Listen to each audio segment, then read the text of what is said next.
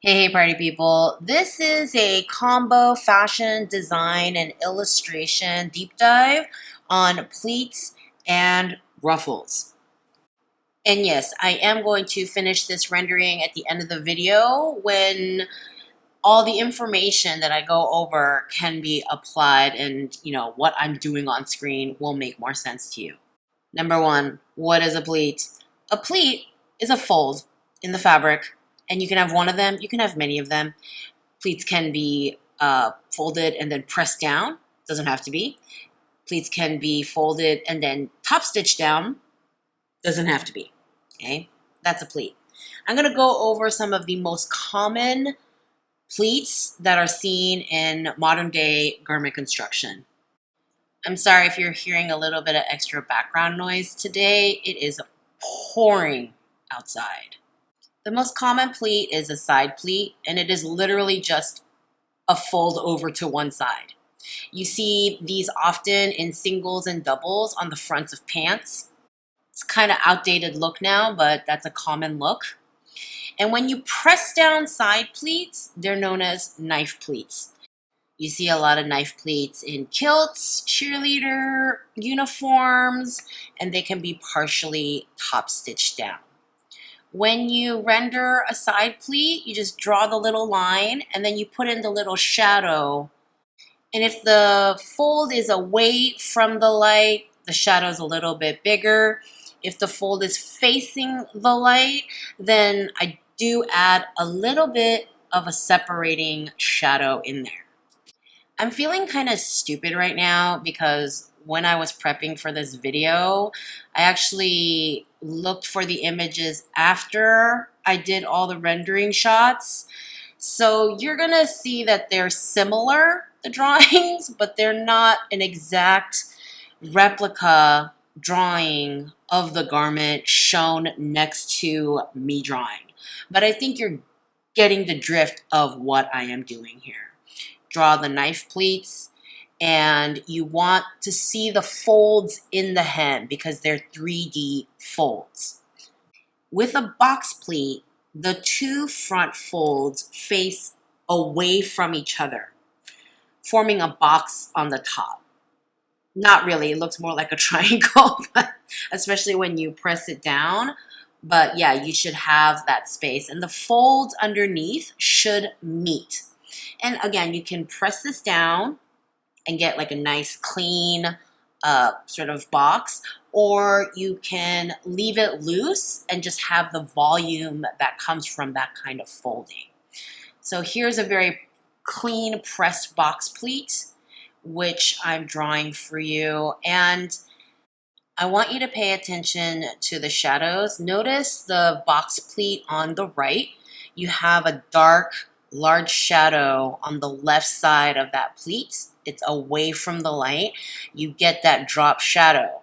But you still get this very small, more subtle shadow, like a separating, lifted up from the rest of the fabric shadow on the right-hand side. So even though that pleat is facing the light, you still want to get that little bit of separation in there so that these folds look 3D and that they don't just look like seams across your skirt or whatever garment you're rendering.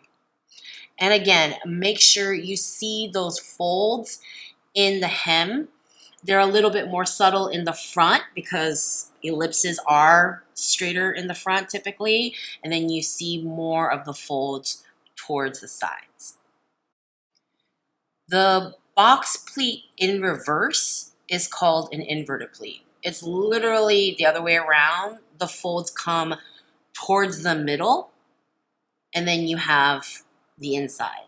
And you can also do something where the inside you have like a different type of fabric in there to have like a contrast insert. I don't know if you notice, but every time I start drawing one of these pleated skirts, I start with the basic shape of the ellipses of the waist and the hem before I draw in the folds. And then I space out my pleats before I draw them in with a stronger line. Accordion pleats are when you fold the fabric in and out, back and forth with even spaces. Each fold is the same, and all the folds are parallel and all the same size. And you do get a bit of that 3D effect in profile. Sunburst pleats are just like accordion pleats, but they're wider on the bottom than they are on the top. So the sunburst, it's got that radiating out sort of appearance. Whenever you are drawing your pleats in, pay attention to the fabric that you are rendering. When you have something softer and drapey like this blouse, let the fabric curve around your hips and hang down softly. Let the pleats, the folds, follow the drape of your blouse. Make sure you are spacing out your pleats, but accommodate for when they get scrunched in with the drape or with the construction of your garment. Make sure that you are seeing a distinct zigzag at the hem, because you're going to see those folds. Accordion and sunburst pleats are some of the most 3D pleats, depending on how big each pleat is. So you really want to see those pleats. And every fold that is folded away from the light is going to get the shadow with both accordion and sunburst pleats. And yeah, as usual, whatever side of the skirt is away from the light, it's gonna get more shadow. Now, these are crystal pleats. With other pleats, they don't really refer to size. So you can have big knife pleats and you can have small knife pleats, but crystal pleats are really, really small accordion or sunburst pleats. So that's really, I think, the only term where it's specific to the size of the pleat. And it usually has more of a ruffled hem like this. So I don't draw the teeny tiny little zigzags. I let it get a little bit soft and loose. I think it looks better that way. Crystal pleats are often done in soft, slinky fabrics. And so I am a little bit looser, not so strict with drawing precise folds and stuff like I am with other pleats. I get kind of, I get a little more organic with my line quality and, a little bit more uneven. And I think that really actually shows off crystal pleating. On to ruffles. There are 3 basic ways that you can create ruffles. Number 1, you can fold and sew pleats into a short fabric. You can press them or not press them in different ways, and you can add different hems. Like you can create just like a solid, straight, pressed, pleated ruffle, or you can use different hemming methods like a marrow or a baby roll or what have you to create more of a ruffled edge. And notice how stiffer fabrics create more voluminous ruffles. The second way to make ruffles is to take a wide strip of fabric and gather it on one side. I did this comically large, exaggerated stitching just so you guys can see on camera. But basically, yeah, you have gathering stitches on one side and you pull them, or you use a gathering foot that has a more precise gather ratio. You can gather it 2x, 7x, whatever, to get the fullness that you want. And again, the stiffness of the fabric is going to also affect how you render it. When you have stiff things like this muslin, things are going to stick straight out. And then when you have something more gauzy, things are just kind of hang a little bit more limply. The third way you can make a ruffle is to do circular flounces. You cut a circle, and how tight that circle is going to affect the volume of the ruffle. The tighter the circle, the more ruffly it's going to be.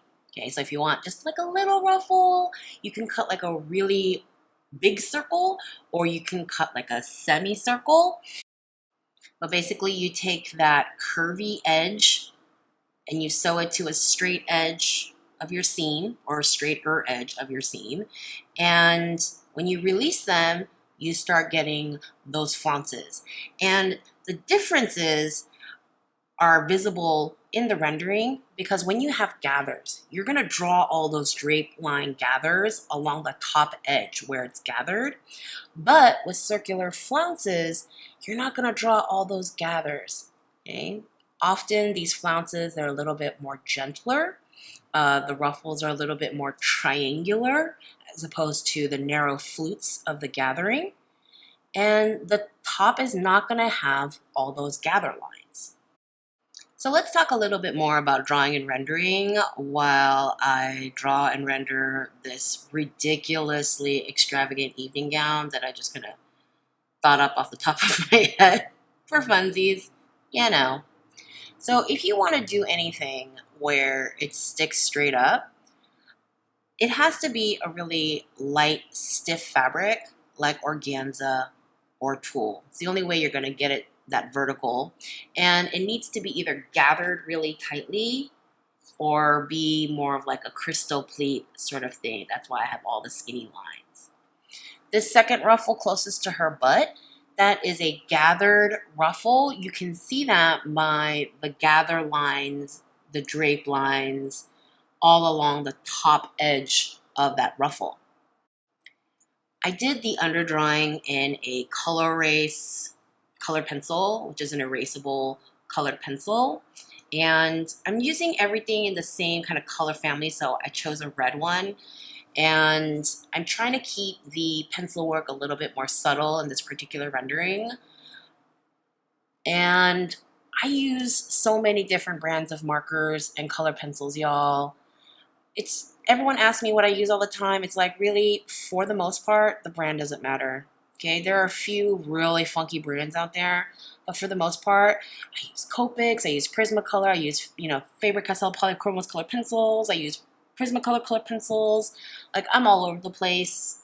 If you want to know more about what I use, go watch my different media playlist. I'll link it in the description box, or you can go visit my playlist page.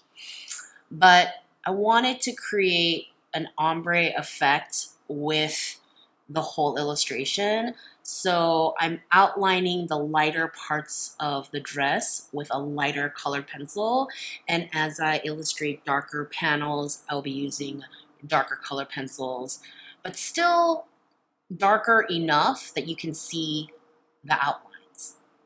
Number one rule of markering or painting pleats and ruffles is to go in the direction of the pleat or ruffle. Stroke along the fold of the pleat or along the fluting of the ruffle. Okay, do not try to color in a big old ruffle horizontally solid. Work with your marker strokes, work with your paint strokes to kind of add to the overall effect. Okay, and with gathers, it's like base color, shadow, base color, shadow, base color, shadow. And so, I shadow behind every part where the ruffle goes up. So the ruffle goes up, and then I shadow behind it. And that's the case whether it is the gathered ruffle, like the top one here, or the circular flounce, like this bottom darker pink one here. Okay, so the ruffle crests up and is the base color, and then immediately behind that is the shadow.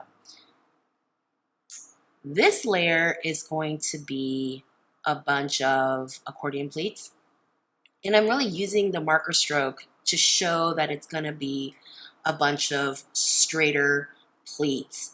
And am I really invested in a solid block with no white spaces? No, I'm not. I like a little bit of the organic nature of kind of letting the strokes, working with the streaks, that kind of effect. And because there's a bigger drape happening with the sheet of accordion pleats, I am going to shadow behind that rolling drape.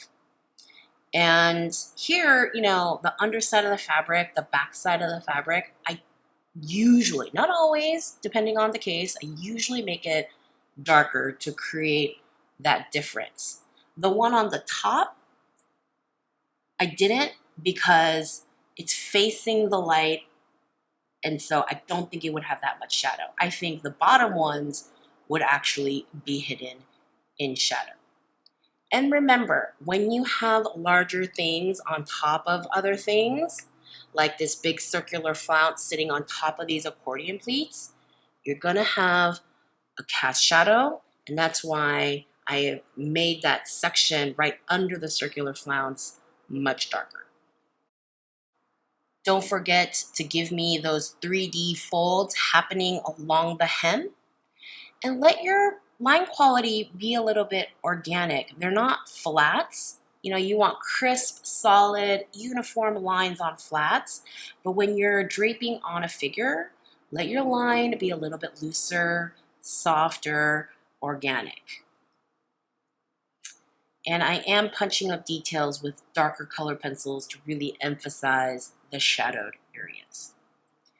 Now, this last bottom part is a series of knife pleats, and I am imagining it to be a heavier material, a woolen, and it kind of drapes and hangs heavy in kind of heavy flounces along the floor. And again, I'm going to take a darker color and give me that drop shadow under the cast shadow from the accordion pleats above. And this is the back side of that knife pleated part. And again, I'm going to use a darker color to separate the front from the back. Okay, that part is going to be in shadow, it's in the back, and so we're gonna keep that a little bit separate. And here, again, things are a little bit loose. You see the folds, and as things come towards you, you're gonna see the hem coming towards you. You're gonna see the folds of those knife pleats. Things are getting a little bit messy and organic, and that's okay for figure drawing, for fashion illustration, not for flats. Okay, and then again, I'm taking my darker color and I'm putting in those shadows on the back side of all those folds because the light is coming from the front of the figure. I had a freaking blast shooting this video because I really enjoyed this illustration and how it turned out, and I actually really love pleats. So I had so much fun. I hope you'll give this video a thumbs up if you learned something new today. And you know, hashtag always be practicing, hashtag practice not magic, hashtag it's hard because it's hard, not because there's anything wrong with you, hashtag if your first one sucks, you're right on track, and I will see you in the next video.